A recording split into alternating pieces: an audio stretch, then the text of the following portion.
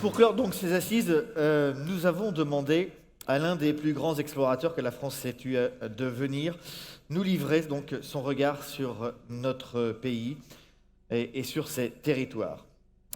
C'est le premier homme à avoir atteint le pôle Nord en solitaire après 63 jours de marche sur la banquise de l'océan Arctique. Un infatigable voyageur, il est également médecin, scientifique, et il a su très vite, en bon pédagogue, médiatiser ses très nombreuses expéditions pour sensibiliser le public, notamment le public jeune, sur les questions environnementales et climatiques. Retour en quelques images sur un parcours hors norme d'un homme exemplaire. Regardez.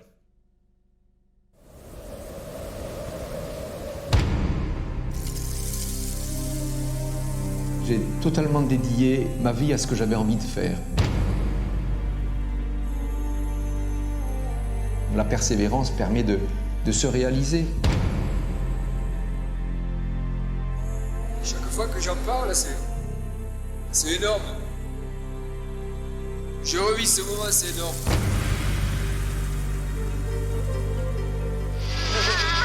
Le tour du monde à 5 ans.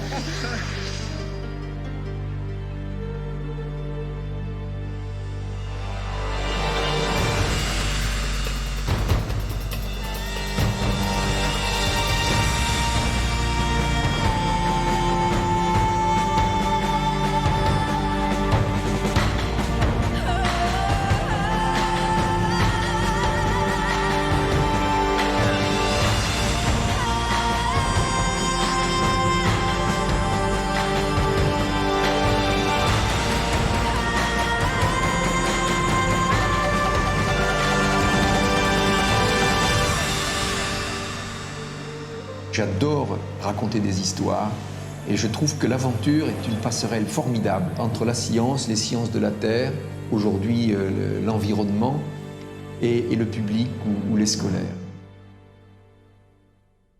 Merci d'accueillir Jean-Louis Etienne, médecin, explorateur, accompagné de Laetitia Greffier, rédactrice en chef déléguée à Ouest France, pour clôturer donc ces assises. Bienvenue. Bienvenue Monsieur Etienne, enchanté. Je vous en prie. Prenez place.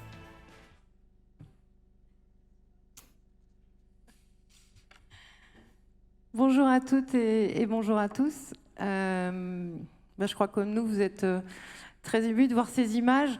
Je voudrais d'abord vous poser comme première question, Jean-Louis Etienne, comment quelqu'un qui avait des notes au niveau de la mer, qui a démarré par un CAP de tourneur-fraiseur, arrive à devenir médecin et à nous montrer ça aujourd'hui. Comment ça marche ? C'est vrai que je n'avais pas les notes pour entrer en 6e, surtout en français où j'avais des notes proches du niveau de la mer. Mais le niveau de la mer monte. C'est vrai. Donc il y a espoir. En fait, j'ai appris à travers mes enfants, j'ai des enfants jeunes, dont un est fort dyslexique, que je suis dyslexique. Et je peux en parler au présent parce que quand je suis fatigué, ça reste toujours un petit peu. En fait, j'étais dyslexique et donc dysorthographique. Et donc, à l'école de Jules Ferry, si vous faites 5 fautes, vous avez 0. Donc, ça part mal. Et donc, ça m'est égal. Moi, je voulais faire menuisier. Depuis toujours, j'ai travaillé le bois. J'aimais la menuiserie. D'ailleurs, quand on s'est parlé, vous étiez encore à Castorama la semaine dernière. Oui. Elle m'appelle, j'ai dit, écoutez, je suis à Castorama. J'adore les outils, j'adore le travail manuel. Je continue toujours à construire des choses que j'aime bien. Et donc, je suis rentré au collège technique avec l'intention de faire menuisier. Donc, après le certificat d'études, il n'y avait pas de place dans la section menuiserie. Merde. Donc, on m'a mis un ajustage sur métaux. Donc, j'ai fait un CAP de tourneur-fraiseur. Mais peu importe, à la limite, parce qu'en fait, ce qui a été important, c'est que s'il y en a qui ont fait ajustage ici, il a dû rien avoir quand même, on vous donne 3 limes la première année et un bloc de métal. Et on lime. Il faut faire des surfaces planes, des surfaces d'équerre, voilà. On fait de la technologie de construction, de la technologie des matériaux, du dessin industriel. Donc, on est dans la vraie vie. Et on est noté sur des choses de la vraie. Et j'ai commencé à m'intéresser à ça. Et en fait, j'ai découvert les mathématiques, j'aimais ça. Voilà. Et on avait un professeur de mathématiques, Suzanne Pujol, elle s'appelait, c'est inoubliable pour moi. Elle a dit, mais ce garçon-là, il pourrait faire le bac. C'est comme ça que je suis rentré en seconde. Donc, je n'ai pas exercé tourneur-fraiseur, j'ai eu une formation. Et je suis rentré en seconde. Au lieu de rentrer au brevet professionnel, je suis rentré en seconde au bac technique. Je ne savais pas ce qu'avec le bac. Je dis, qu'est-ce que je vais faire avec le bac? Donc j'aimais vivre dehors, moi. Et donc il y en avait un jour une orientation avec des orientations, comment on appelle ça, des orientateurs. Conseil d'orientation. Conseiller d'orientation. Et donc je lui explique que je voudrais vivre dehors, peut-être je ferai les eaux et forêts. Et il me dit, mais si vous voulez vivre dehors, il ne faut pas faire ingénieur des eaux et forêts. Il me dit, il faut faire garde forestier, parce que si vous êtes ingénieur des eaux et forêts, vous allez travailler dans son bureau à gérer des stocks de bois. Je dis, non, ça ne m'intéresse pas. Et en fait, j'ai fait médecine, puis c'est vrai. C'est presque pareil. Après, j'ai fait chirurgie, et j'ai fait interne en chirurgie. J'ai adoré l'orthopédie. L'orthopédie, on met des vis, des plaques, des broches, on fait des gorges. Moi, j'avais un CAP. C'est votre côté Castorama, ça. J'avais de l'avance.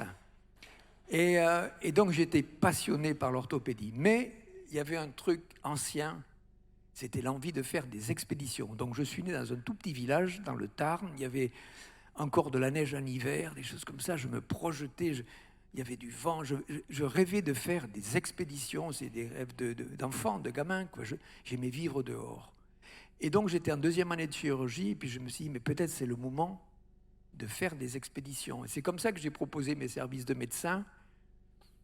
D'abord, ça a été avec le père Jaouen, le Bel Espoir. Ça a été mon premier embarquement.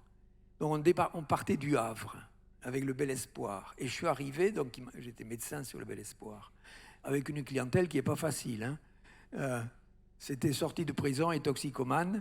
Et tous avaient l'envie de revivre, quoi. C'était très touchant, des garçons et des filles. Et j'arrive sur le quai avec 3 grosses caisses, quoi. Et Jaouen, c'était un grand balèze qui était né à Ouessant, là. Qu'est-ce que c'est ce truc-là? Il me dit. Je dis, c'est la pharmacie. Il me dit, t'as besoin de tout ça? Je dis, ouais, on sait jamais. Et il me dit, mais t'as des pilules?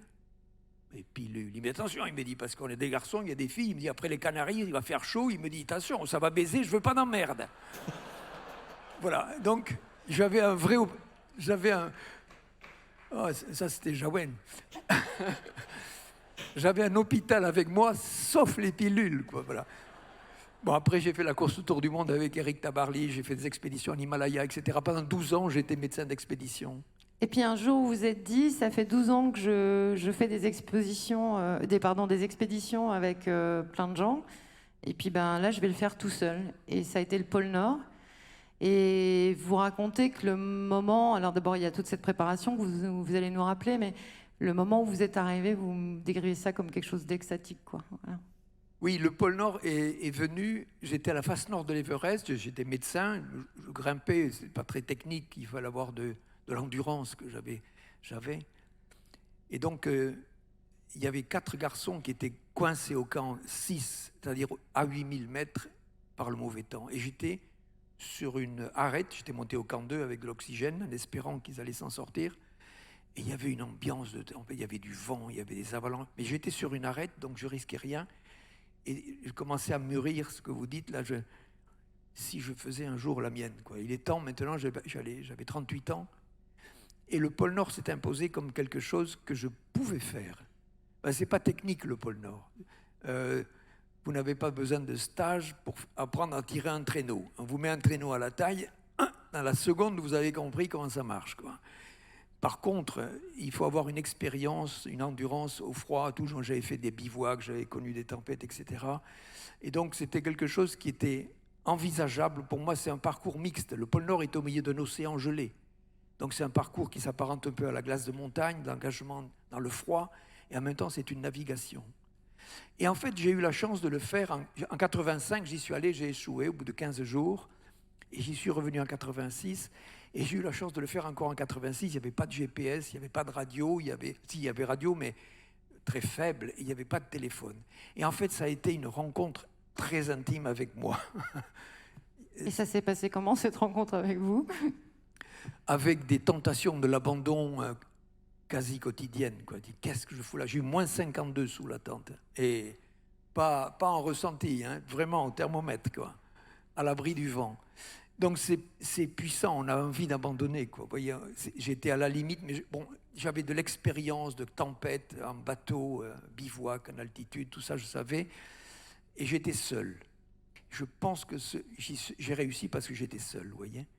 Parce qu'en fait, il y en avait pas mal qui avaient tenté le pôle Nord avant moi, mais en équipe. Il n'y avait que des Finlandais qui avaient réussi 2 ans avant moi. 4, ils étaient. Et voilà qu'un Français arrive, il veut y aller tout seul. Qu'est-ce que c'est ce prétentieux? Et en fait, je comprends une chose, c'est que j'étais un peu en hypothermie, c'est-à-dire une température qui commençait à descendre, mais j'étais lucide. Et je faisais des tables de multiplication. Si vous vous interrogez sur votre niveau de lucidité, il faut faire des tables de multiplication. 6 fois 5. Bien. Bien, il y a des gens lucides dans la salle. Si vous n'avez bien. pas 30, parce que je sais qu'une fois j'ai eu un œdème cérébral en altitude et on ne voit pas la réponse, vous voyez ce que je veux dire. Donc je savais que j'étais... Voilà. Je pense que s'il y en avait été 2, je suis sûr qu'on aurait abandonné, parce qu'il y en a un qui commence à dire « Attends, on est complètement fada, quoi ». Vous voyez. Et en fait, j'ai résisté à la tentation de la bombe, c'est ce qui m'a construit. Ça a été très constructif. Et donc, je suis arrivé au pôle Nord après 63 jours. Et là, c'est d'abord une libération, parce que c'est un projet sur lequel je travaillais 2 ans, un premier échec. Et je réussis. Et là, il n'y a rien au pôle Nord. Hein. Vous arrivez, c'est la navigation qui vous dit que vous êtes à 90 Nord. Il n'y a rien. Parce qu'en fait, la banquise dérive. Moi, j'ai planté le pavillon français, si vous voulez, mais déjà quelques heures après, il n'était plus au pôle Nord. Ça bouge. Donc il n'y a rien, il n'y a pas un panneau ici pôle Nord. Vous arrivez uniquement par la navigation. Et là, à un moment donné, à minuit, je pensais que il faisait jour, c'était au mois d'avril, donc on avait la journée permanente. À minuit, je pensais que j'y étais, puis peut-être pas encore. Donc j'ai marché encore pendant 2 heures. Voilà. Et là, je suis passé au pôle Nord. Et ça a été un moment extraordinaire. Je parlais au réchaud, au traîneau. J'avais envie de partager quelque chose avec ça. Ça a été extrêmement intense. Et je me suis dit, ça va être ma vie. Et donc, ça a été le point de départ de... Ça a été l'expédition la plus importante pour vous?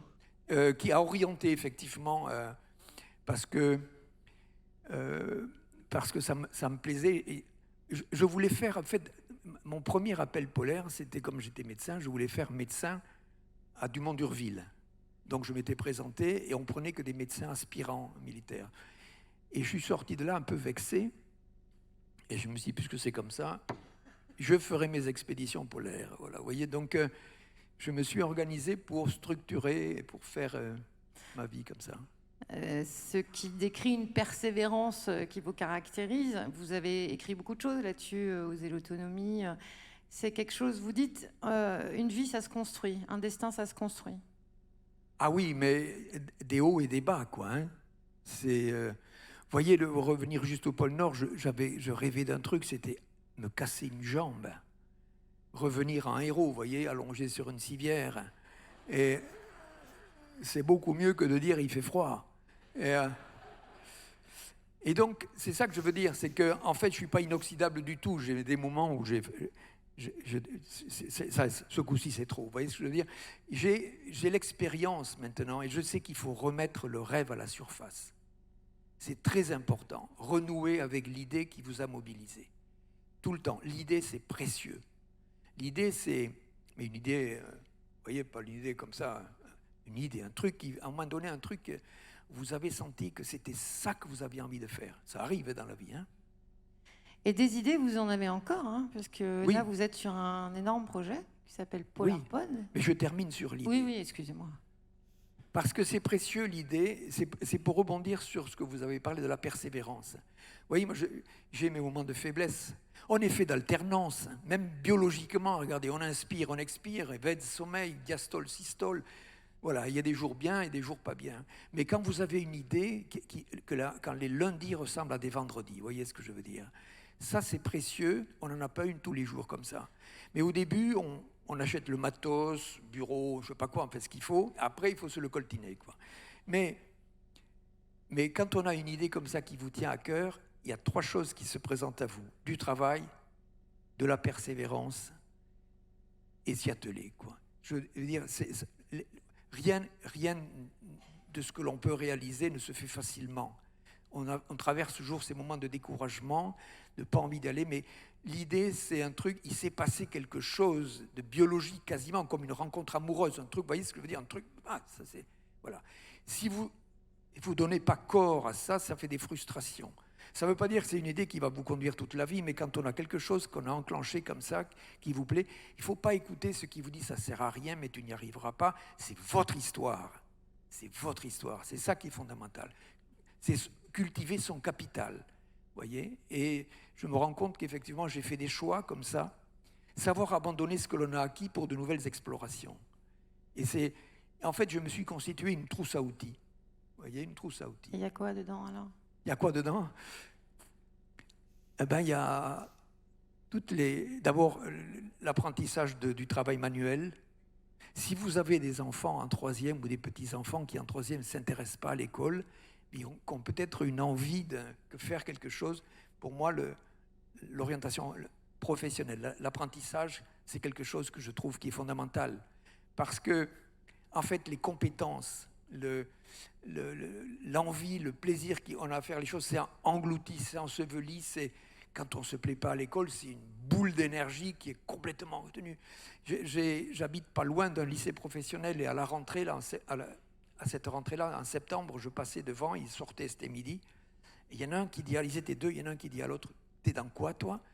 Et il lui dit, dans la pâtisserie. Et il lui dit, putain, c'est génial. Et dans son putain, c'est génial, j'ai compris qu'il avait trouvé le bout de la pelote. Vous voyez ce que je veux dire ? Le truc qu'il allait dévider tous les jours et qui allait faire en sorte. Et puis peut-être qu'il est super intelligent, il est malin, il a de l'ambition, il va devenir le nôtre ou je ne sais pas qui ou le suivant. Mais peu importe. Mais vous voyez ce que je veux dire ? C'est ça qui est important, c'est de trouver quelque chose pour lequel on a structuré un désir, structuré une envie. Et si on ne le fait pas, ça s'appelle une frustration. Et on ne se construit pas sur des frustrations. Donc mes outils, c'est des choses... J'ai 2 frustrations quand même. Le rugby, j'étais demi de mêlée au Castre Olympique. Et j'ai eu un problème de santé, j'ai dû arrêter, ça a été terrible. Et le deuxième, vous l'avez compris, la chirurgie.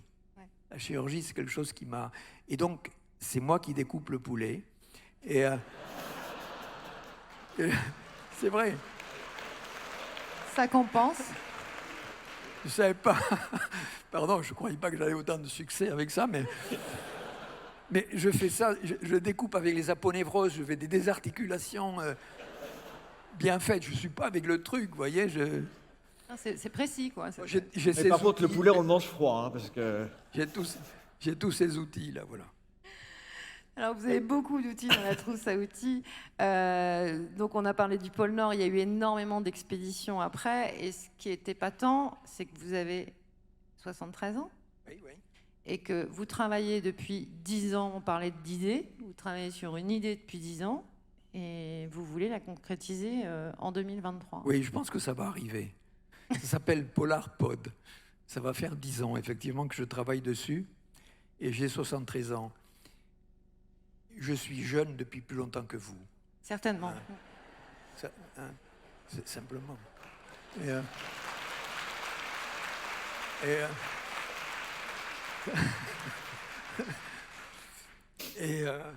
Ça s'appelle Polar Pod. Voilà. Donc c'est l'étude de l'océan austral. L'océan austral, c'est un immense océan qui est au sud, Arctique, Antarctique. Là, je vous parle de l'hémisphère sud, de l'Antarctique. L'océan austral, l'hémisphère boréal, les aurores boréales, et l'hémisphère austral. L'océan austral donc, est autour du pôle sud, il entoure l'Antarctique. Les marins nous en parlent tous les 4 ans. Hein, les marins du Vendée Globe empruntent les 50e, si vous voulez. Ça, c'est l'océan austral. Et toutes les publications se terminent. On a besoin de mesures in situ de longue durée. Ça veut dire qu'on a besoin de s'installer sur cet océan pour faire des mesures pérennes. Et donc, quel type de vaisseau peut permettre de séjourner sur cet océan de tempête dans des bonnes conditions de sécurité et de confort. Donc je me suis rapproché de Ship ST. C'est un anglais, mais il est à Lorient. Laurent Mermier, je vous le conseille. Si vous avez un projet de bateau, il est très intelligent. Et il me dit, il faut faire un flotteur qui va descendre à 80 mètres sous l'eau. Donc il va être pris comme ce micro là dans des eaux stables. Vous voyez, le niveau de la mer est en rouge là. Vous voyez le rouge là ? Voilà. Ça, c'est le niveau de la mer. Donc on va descendre à 80 mètres sous l'eau et on habite là. Et donc, ce navire, il va être pris dans des eaux stables, et à la surface, il y a un treillis. Non, c'est bon, là, je vois. À la surface, il y a un treillis, donc l'eau nous passe à travers, vous voyez. On n'est pas percuté par le bateau. Voilà, ça c'est le concept. Donc il a été dessiné, il a été testé au bassin des carènes de l'École centrale de Nantes, chez Ifremer à Brest.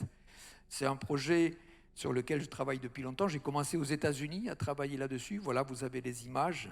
Donc vous voyez le treillis qui est à la surface, donc l'eau passe à travers. Et puis vous avez l'image en bas à droite. On a les mêmes. En bas à droite, donc vous voyez à peu près les proportions entre le navire, le supply qui l'a amené là à la remorque. Et alors donc c'est un navire qui n'a pas de propulseur, qui est entraîné par le courant. Et donc on l'amène à l'horizontale avec le bateau vert que vous avez là, qui l'a amené à l'horizontale, on ballaste, c'est-à-dire il va basculer et passer en position verticale et il va être entraîné par le courant circumpolaire.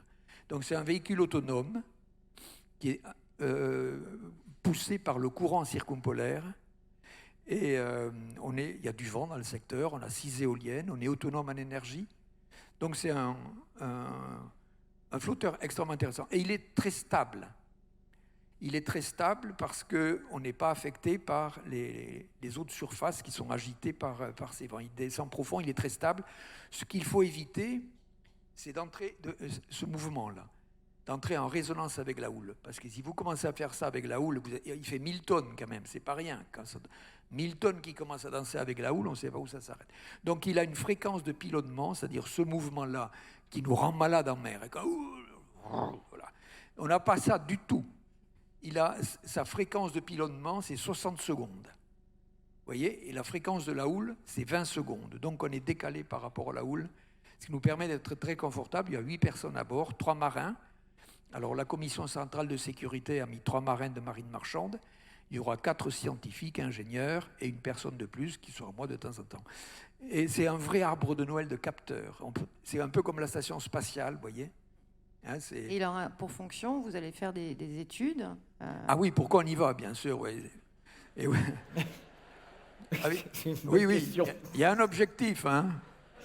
Non, parce que c'est sympa, mais... Il y a un objectif. Plusieurs. Un des premiers, si vous voulez, cet immense océan, ce sont des eaux froides. Et le gaz carbonique donc, que l'on émet annexé, responsable du réchauffement climatique, le CO2 se dissout dans les eaux froides. Donc cette immensité d'eau froide qui fait 22 000 km de circonférence, 22 000 c'est géant. En arrivant à la maison, vous enlevez le globe là, des clous là, et vous regardez, vous allez voir que l'hémisphère sud c'est un immense océan. Et ce courant réunit les eaux de l'Atlantique, de l'Indien et du Pacifique. Cette immensité d'eau froide donc, est le principal puits de carbone océanique de la planète parce que c'est de l'eau froide. Et nous allons mesurer, donc il joue un rôle essentiel sur le climat. Et on va mesurer donc les échanges atmosphère-océan d'une manière continue aux 4 saisons pendant 2 fois, puisque le tour va durer 2 ans. Ça, c'est le premier objectif, échange atmosphère-océan. Deuxièmement, sous l'eau, à 80 mètres, il y a le silence. En plus, on n'a pas de moteur, donc on est très silencieux. On va mettre des hydrophones, c'est-à-dire des micros sous l'eau, et on va écouter. On va faire un inventaire de la faune. On connaît la signature sonore de toutes les espèces, et on va faire donc un inventaire en permanence. Voilà ce qu'on va faire. Et puis, il y a des valorisations de mesures satellites. Et puis, impact anthropique, c'est-à-dire l'impact des activités humaines. Est-ce qu'on arrive là-bas à trouver, comme vous l'avez dit tout à l'heure, on trouve des traces de l'humanité dans les fumeurs noirs ou dans le secteur profond. Est-ce que ça a franchi le front tropical? Je ne sais pas. Alors, Jean-Louis Etienne, on est aux assises de la citoyenneté. On aimerait bien encore vous écouter pour parler de vos expéditions et de vos projets scientifiques. On est à vivre ensemble. Et vous avez toujours eu une démarche très pédagogique, c'est-à-dire que vous voyagez, vous faites des expéditions, et puis vous revenez, vous écrivez des livres, et puis vous rencontrez un public, notamment un public jeune, à qui vous essayez de transmettre et de sensibiliser. D'abord, pourquoi est-ce que vous le faites, et quel regard vous portez, j'allais dire, sur notre jeunesse, mais au-delà, sur notre pays aujourd'hui qui semble souffrir de multiples fractures? C'est vrai qu'on est là pour vivre ensemble, et je vous ai parlé d'expédition en solitaire, et je vous ai dit que j'avais réussi parce que j'étais seul. Bon, ça part mal. Oui. Je suis hors sujet. D'ailleurs, c'est pour ça que j'avais 0 en français, j'étais toujours hors sujet. Je ne faisais que ce que j'avais envie de faire. Non, j'ai fait des expéditions en groupe aussi, donc d'une manière générale, je vis plus souvent ici. Alors, c'est vrai que l'on impacte beaucoup.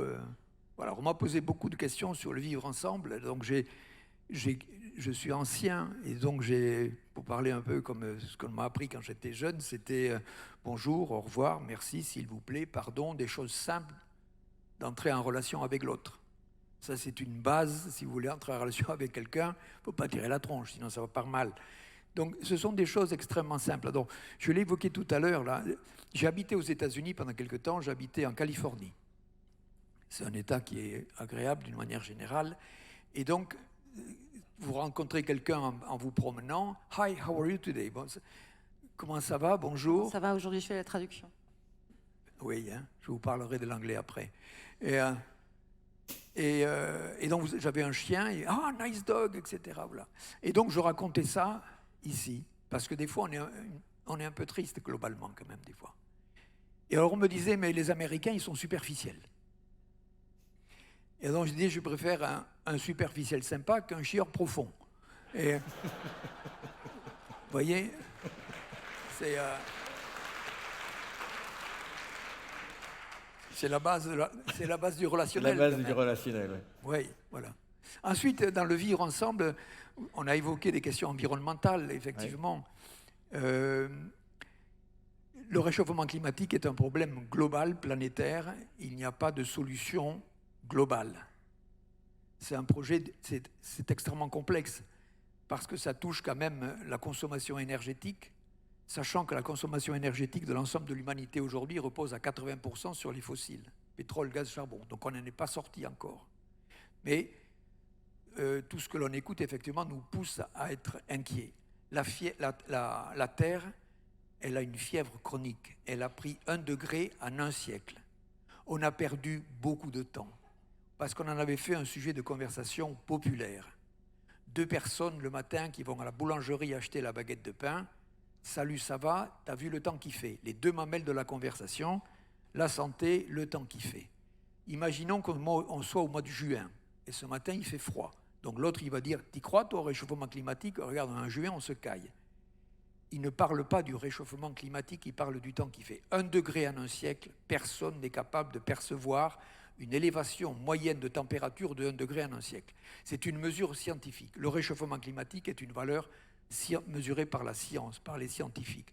Donc on a perdu beaucoup de temps. Donc aujourd'hui, on est en face d'un problème de cette fièvre chronique de la Terre et on entre dans la phase des complications. Un peu comme si vous passez de 37 à 38 et au bout de quelques mois, vous occupez pas de cette fièvre chronique, vous allez avoir des complications qui vont arriver. On en est là aujourd'hui. Les tempêtes tropicales sont en train de devenir des cyclones, des immensités de sécheresse, etc. Donc il n'y a pas de réponse globale. Il n'y a pas on et off. Il y a que chacun doit être efficace sur sa zone d'influence. Chacun doit être efficace sur sa zone d'influence. On a une zone d'influence déjà personnelle, dans ses choix de déplacement, par exemple, dans ses choix de consommation. Alors, j'ai vu que c'était orienté territorial. Oui. C'est très intéressant, parce que je pense qu'à l'échelle territoriale, on doit pouvoir satisfaire les besoins énergétiques avec des renouvelables à l'échelle territoriale.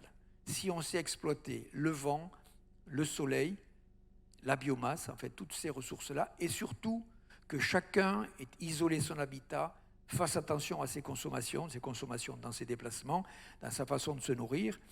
Je veux dire, localement, c'est acheter des légumes qui viennent d'ici, vous voyez ce que je veux dire. Et si on fait attention, je pense que globalement, on doit pouvoir satisfaire les besoins énergétiques par les renouvelables. Je rebondis justement, il y a une question qui nous vient par Twitter. Sur une échelle de 1 à 10, quel est votre niveau d'inquiétude pour l'avenir de notre planète? Échelle de 1 à 1, de 1 à 10. Ça veut dire, si je dis 10, c'est que je suis très inquiet? 0. 0 parce qu'on parle de la planète, c'est de l'humanité qu'il faudrait mettre. Oui. Vous voyez ce que je veux dire? On vient d'arriver, hein? Mais l'homme est un mutant surdoué. Nous sommes des mutants surdoués. On a un impact sur la planète que la nature n'a jamais connu. Vous voyez les espèces qui sont en difficulté aujourd'hui. Toutes ces espèces-là, elles vivaient dans une mutuelle. La nature, c'est... J'ai fait des conférences l'autre jour face au Crédit Agricole. Donc je dis, vous connaissez la plus grande mutuelle du monde? Et dont le directeur, il a fait comme ça. Je dis, c'est pas vous, c'est la nature. Toutes les espèces ont la vie en commun. voyez ce que je veux dire? Et donc, dans la nature, les espèces ont le bien commun, proie, prédateur, elles se connaissent, elles ont des armes pour se défendre, pour manger, et ça se connaît. Bon, on vit dans cette mutuelle, production primaire, consommateur, recycleur, etc., ça marche bien. Arrive le mutant surdoué que nous sommes. Nous avons un impact colossal, et toutes les espèces, à part nous, n'ont pas la capacité à changer leurs armes, à charger leur capacité de faire face à nous. Donc on est extrêmement impactant. Donc il n'y a pas d'autre solution, si vous voulez. Alors mon niveau d'inquiétude par rapport à l'humanité éventuellement, encore une fois je le répète, on peut arriver à s'en sortir. On a la conscience de la situation, on a l'intelligence des solutions, il faut avoir l'audace de les mettre en œuvre, quoi. Ça c'est fondamental. Bravo.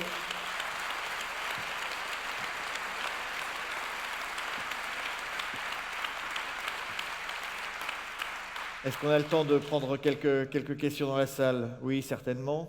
Peut-être, si quelqu'un... Ah, il y a du monde. Ah, il y a du monde, hein. Oui, l'amphi est, vous voyez l'amphi tout en est noir. plein. Il y a beaucoup plus de monde d'ailleurs que l'année dernière. Bon, c'est vrai qu'on avait la crise des gilets jaunes l'année dernière à cette époque. Tiens, juste une question. Oui. Vous avez déclaré, je crois que c'est à 20 minutes ce matin, que les Français avaient se plaignaient la bouche pleine. Oui, je ne me souviens pas si j'ai dit ça exactement, mais c'est bien résumé. Il est évident que quand on écoute, quelle que soit la radio ou la télévision, d'une manière générale, les nouvelles sont pas rigolotes, quoi. Hein? Pourquoi vous faites ça? Vous vous sentez coupable? Non. Non, mais les nouvelles sont pas rigolotes. Et en fait, donc j'ai un remède. Passez 15 minutes par jour de RFI. RFI, c'est Radio France Internationale. Je vous encourage à l'écouter. Ils sont partenaires d'ailleurs. On a une vision globale de ce qui se passe dans le monde. Voyez? Eh bien, quand vous écoutez ça, vous dites finalement, quand vous coupez, putain, on est pas mal. On est dans un pays quand même où on a accès à l'éducation gratuitement et à la santé gratuitement. Je reviens à ma parenthèse sur les États-Unis. Vous avez un problème dans la rue, un accident, on va vous demander si vous avez un compte en banque. Et ce n'est pas un pays du tiers-monde. Hein. Donc on est quand même dans un pays où on a quand même ces deux mamelles structurantes, ces deux objets structurants que sont l'éducation et la santé. Donc RFI, de temps en temps, ça vous met en évidence un peu de distance, par rapport à tout ce dont on se plaint. Alors on a une question dans la salle, monsieur. Oui, bonjour monsieur Jean-Louis Etienne. Michel, citoyen Nanda. Moi, je n'ai même pas de questions à poser, je vous admire. Voilà. Et donc, c'était pour simplement vous dire, je discutais de vous avec ma fille, et puis elle ne vous connaissait pas vraiment. Je lui ai dit, faut connaître Jean-Louis Etienne, parce que c'est quelqu'un de formidable, et puis il n'y en a pas beaucoup comme vous. Et je voudrais bien que toute la salle vous fasse une ovation. Vous le méritez.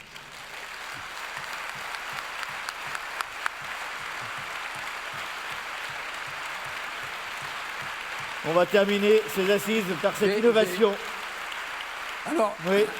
Votre fille, c'est... Ah oui. Ah, c'est de... Est-ce que vous parlez l'anglais? Non, elle me dit un petit peu. Non, il faut être fluent English. Éventuellement parler aussi breton, mais fluent English, en plus fluent English. Je dis ça parce que, en référence, je voyage beaucoup, je lis des articles. La majorité des choses se font en anglais. Partout où vous allez, c'est une langue de... Alors, il y a des profs d'anglais certainement dans la salle, mais je dis l'anglais, ce n'est pas une langue. C'est un outil de travail. Vous multipliez par 50 ou plus vos chances de trouver du travail. C'est un outil. Vous voyez ce que je veux dire? Parce que je fais des interventions dans les lycées, je dis tout le temps, apprenez l'anglais, l'anglais fait chier. Non, c'est un outil de travail. Et moi, j'ai commencé avec un professeur, j'étais dans le Tarn. Le Tarn, c'est Albicastre, les deux principales villes. J'ai commencé avec un professeur qui, à mon avis, n'avait pas dépassé le nord du département et qui roulait les airs. Je vous dis un truc vrai. Forme affirmative. A cat is an animal, repeat after me. Et donc, c'est vrai, hein? Et donc, a cat is an animal, a cat is an animal. Forme interrogative. Is a cat an animal? Et alors, Isn't it? Is a cat an animal? Isn't it? Ça c'est trop Ah oui, compliqué. c'est trop compliqué. Et donc il y avait une espèce de silence dans la classe. Is a cat an animal? Eh ben yes. Voilà. Ça c'était les cours d'anglais, c'est vrai. Donc apprenez l'anglais, c'est un outil essentiel. Allez, Le une breton, dernière si vous avez question, là-haut, monsieur. Bonjour, je vous ai entendu 2 fois aujourd'hui prendre les États-Unis en exemple. Et pour une conférence sur le vivre ensemble, c'est assez paradoxal. Je m'excuse par avance de faire le chieur profond. Surtout pour la clôture. Mais Je vous remercie. On avait un bon souvenir, mais... on vit quand même dans un pays magnifique, vous l'avez dit, où peut-être qu'on sourit un peu moins au premier abord, mais on a quand même le meilleur système social au monde, ou l'un des meilleurs. Oui, je suis d'accord. Et c'est le reflet du fond de la société, ce système social, qui fait qu'on est peut-être un peu moins individualiste que les autres. Voilà, Je suis Voilà. d'accord avec vous. Et c'est un médecin qui le dit. il est médecin? Non, mais vous. Ah oui. Non mais Enfin, je crois, hein. je suis d'accord avec vous. Mais ce que je disais tout à l'heure, ça devrait nous rendre un peu plus d'insouciants, si vous voulez. Je suis inquiet quand je vois des jeunes qui sont très jeunes, qui sont dans des cortèges pour la retraite. Il y a de multiples raisons, mais ça m'inquiète parce qu'ils n'ont pas encore pris la mer, qu'ils mettent déjà les voiles de tempête. Vous voyez ce que je veux dire? Et donc, je rebondis avec ferveur sur ce que vous venez de dire. On est dans un pays où on a une société, un système social, éducatif, médical qui est formidable. Donc, sur ces bases-là, on doit pouvoir être un petit peu plus optimiste. Merci beaucoup. On peut vous applaudir, Jean-Louis Etienne.